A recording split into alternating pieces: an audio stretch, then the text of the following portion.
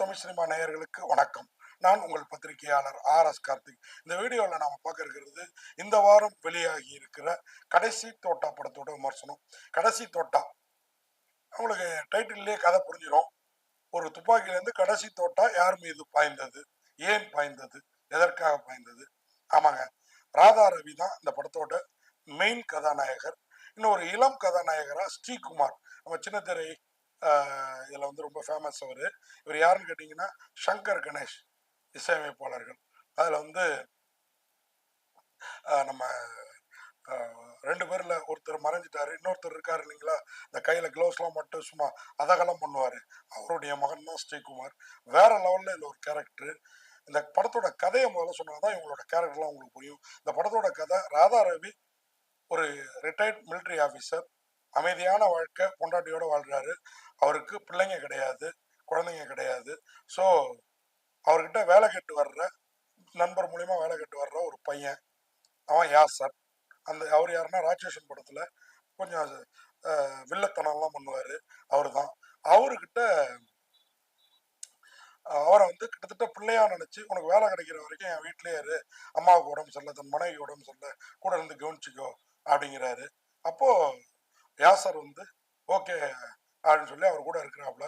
கொஞ்ச நாள்ல யாசருக்கு ஒரு காதலி தோழி கிடைக்கிறா. அவ இந்த வீட்டுக்குள்ளார வந்த உடனே ராதா ரவி அவங்க மனைவி ரெண்டு பேரையும் காலில் விழுந்து கவுத்து போடுறா. கவுத்தவ கொஞ்ச நாள்லயே இந்த யாசர் மனசையும் கரைக்கிறா. காரணம், அந்த வீட்டில் இருக்கிற 100க்கும் மேற்பட்ட பவுன் நகைகள். எப்படா அண்ணன் ஜாவான் தின்ன காளையாவுங்கிற மாதிரி, எப்படா ராதா ரவி வெளியில போவாரு, அந்த வீட்டை கொள்ளையடிக்கலாம், அந்த அம்மாவை கொண்டு போடலாம் அப்படிங்கிற எண்ணத்துல இருக்குது இந்த இளம் ஜோடி. முதல்ல மறுக்கிற யாசர் அப்புறம் ஒத்துக்கிறாரு. அவங்க திட்டமிட்டபடியே கொண்டு போட்டு நகையோட எஸ்கேப் போறாங்க. அவங்கள திருப்பி கொடைக்கானலுக்கு அமைதிக்காக போறவர், மனைவி இழந்து போற ராதா ரவி சந்திக்கிறாரு. எப்படி சந்திக்கிறாருன்னா, ஒரு ரிசார்ட்ல நிறைய ஹனிமூன் ஜோடிகள். அந்த ஜோடியில இவங்களும், அதாவது ஸ்ரீகுமார் அவரு கூட ஒரு பேரு, வையாபுரி அவரு கூட ஒரு பேரு, கொட்டாச்சி அவரு கூட ஒரு பேரு. இது இல்லாம ரெண்டு இளம் காதலர்கள், நம்ம ஓட்டேரி சிவா, அப்புறம் இன்னொரு யூடியூப் ப்ராப்ளம் ஆரஞ்சு மிட்டாய் படத்துல முக்கியமான ரோல்ல பண்ணவர் அவரு. இவங்கெல்லாம் இருக்காங்க. ரெண்டு ஜோடியோட வந்து வையாபுரி பொண்டாட்டியை சைட் அடிச்சுட்டு இருக்காங்க. இந்த மாதிரி ஒரு காமெடி கலாட்டங்கள் போயிட்டு இருக்கப்போ, ராதா ரவி கண்ணுல இந்த யாசர் அவரது மனைவி படுறாங்க. பட்டவங்கள அந்த பெண்மணி பொட்டுன்னு போய் சேர்ந்துடுறா. யாரால் போய் சேர்றா, அந்த பழி ராதா ரவி பக்கம் வந்ததா, யார் பக்கம் போச்சு, உண்மையான குற்றவாளி ராதா ரவி தானா இல்லை வேற யாருமா, அந்த கடைசி தோட்டாவை அவங்க மேல பாய்த்தது யார் அப்படிங்கிறதும். ஸ்ரீகுமாருக்கு இதுல என்ன இன்னும் பிரமாதமான ரோல். ஏன்னா ஒரு ஹீரோ ராதா ரவின்ட்டேன், இன்னொரு ஹீரோ ஸ்ரீகுமார்னு சொல்லியிருக்கேன் இல்லையா, நம்ம சங்கர் கணேஷ் அவருடைய வாரிசுக்கு. ஸோ அவர் யாரு, அவருக்கு என்ன ரோல், அவர் மனைவியோட இன்புற்று இருக்க அந்த இடத்துல இப்படி ஒரு விஷயத்துல மாட்டிக்கிட்டு எப்படி அல்லல் படுறார் அப்படிங்கிறலாம் வித்தியாசமும் விறுவிறுப்பாகவும் பட்ஜெட்டுக்கு ஏற்றபடி சொல்லி ஒரு சில இடங்கள்ல பழைய சொல்ல வச்சிருக்கிற படம் தான் இந்த கடைசி தோட்டா.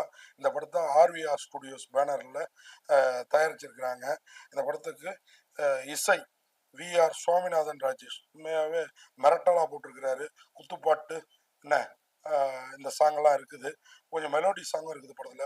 லோகேஸ்வர் அவர் தான் படத்தொகுப்பு, மோகன்குமார் அவருடைய ஒளிப்பதிவு, எல்லாமே உண்மையாவே சிறப்பா இருக்குது. சில இடங்கள்ல ஒரு சில குறைகள் தெரிஞ்சாலும் உண்மையாவே சிறப்பா இருக்குது. இந்த படத்துக்கு நவீன்குமார் தான் எழுதி இயக்கி இருக்கிறாரு. நவீன்குமார் கொஞ்சம் நவீனத்தையும் கையில் எடுத்து, வயதான ராதா ரவி சவிதான்னு நினைக்கிறேன் பின்னணி குரல் கொடுப்பாங்க, அவங்கள கேரக்டர் ஆர்டிஸ்ட்டை ஹீரோ ஹீரோயினா கிட்டத்தட்ட போட்டாலும், ஸ்ரீகுமார், கொட்டாச்சி, வையாபுரி, நம்ம யாசர் இவங்களோட உறுதுணையோட இந்த படத்தை இளமை ததுமவும் கொடுத்துருக்கிறாரு. அதுதான் இந்த படத்தோட பெரும் பியூட்டி. இல்லை ஓட்டேரி சிவாலாம் கூட இருக்க பொண்ணை விட்டுட்டு, கூட இருக்க பொண்ணுக்கு எதுக்கையே வையாபுரி மனைவியை சைட் அடிச்சுட்டு ஐ லவ் யூ டி, ஐ லவ் யூடின்னு சொல்றது அவரோட ஃபேவரட்டான இன்ஸ்டா ப்ராப்ளமான ஓட்டேரி சிவா அசத்தி இருக்காப்புல. படத்தை வந்து ஆக்ஷன் ரியாக்ஷன் ஜெனிஸ் அவர் தான் வந்து வெளியிட்டு இருக்கிறாரு. ஆக்ஷன் ரியாக்ஷன் ஜெனிஸ் ஒரு பீரியடு சக்தி ஃபிலிம் ஃபேக்டரி, சக்திவேலன் இருந்த மாதிரி இப்போ வந்து சிறு படங்களுக்கெல்லாம், இப்போ சக்திவேலன் சக்தி ஃபிலிம் ஃபேக்டரி வந்து பெரிய படங்களுக்கு போயிட்டாரு. ஸோ இவர் வந்து சிறு படங்களுக்கெல்லாம் ஒரு நல்ல விநியோகஸ்தரா விஸ்வரூபம் எடுத்து வர்றாரு. அந்த விதத்துல அவர் இந்த படத்தை வெளியிடுறாருங்கிறப்பயே கடைசி தோட்டாவுக்கு ஏதோ ஒரு வித்தியாசமான விறுவிறுப்பான ஒரு கதை இருக்குங்கிறத நீங்க உணரலாம். அதே மாதிரி அவர் கூட வர நண்பரும் அசத்திருக்காங்க. மொத்தத்துல இந்த படம் சில இடங்கள்ல கொஞ்சம் சுமாரா இருந்தாலும் கதை ஓட்டத்துல அந்த சுமார் கூட சில இடங்கள்ல சூப்பரா தெரியுது. அதான் அந்த படத்தோட பெரும் பலம்னு சொல்லலாம். மொத்தத்துல கடைசி தொட்டா உங்களை வந்து எப்படா தேட்டரை விட்டா வெளில வர முடியும்னு யோசிக்க வைக்காது. அதுக்கு நான் கேரண்டி.